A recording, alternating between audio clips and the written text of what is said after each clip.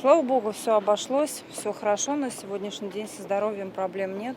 А ведь все могло быть куда серьезнее, говорит Елена Хасанова. Ее дочь Стелла с папой 24 июня отправились на дачу на теплоходе по маршруту Казань-Верхний Услон-Печище. Когда уже подъезжали к Верхнеуслонской пристани, девочка потеряла сознание. Первую помощь ей оказала команда судна и пассажиры. Люди, кто вокруг-то были в воду, там кто чем мог, помогает. Капитан тут же очень хороший мужчина оказался, спасибо ему огромное. Тут же аптечку все принесли. Но поведение начальника станции, конечно, поразило просто меня не только как маму, вообще как человека. Капитан судна сказал, то есть пока мне легче не станет, никуда не двинемся.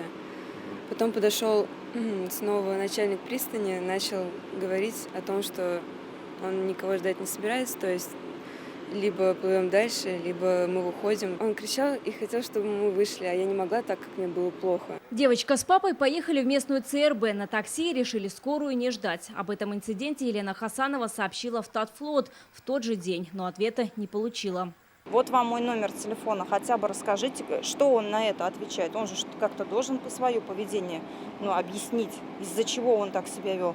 Нет, никто не перезвонил. Елена Хасанова обратилась в Роспотребнадзор, планирует и в прокуратуру. Почему начальник дебаркадера в Верхнем Услоне не вызвал скорую и не оказал помощь? Свое поведение он описал в объяснительной руководству речного порта. Вот она. После высадки всех пассажиров теплоход не продолжил рейс до Печищ. На мой вопрос, что происходит, член команды сказал, что плохо пассажиру.